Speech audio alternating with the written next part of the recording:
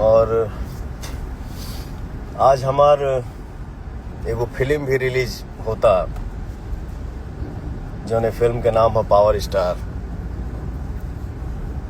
तो आदमी मेहनत कैले बा ये फिल्म के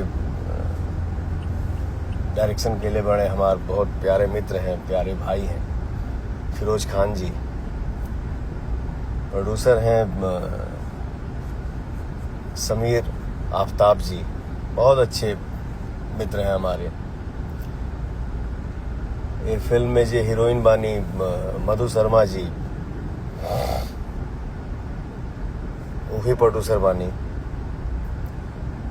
तो हम सब मिलके एक फिल्म बनाए हैं और ये हमारे डायरेक्टर जो हैं फिरोज खान जी यही प्रपोजल लेके आए थे, भैया हम लोग एक फिल्म बनाना चाहते हैं जिसका टाइटल है पावर स्टार। मैंने बोला ठीक है, आपकी श्रद्धा है, आप बनाना चाह रहे हैं, बिल्कुल बनाइए, हम लोग अच्छे से काम करेंगे। तो ये पिक्चर आज रिलीज हो रहा बा। हमके उम्मीद बा कि ये फिल्म आप सबकी पसंद आई और आप सब अपन आशीर्वाद जरूर देहब जा।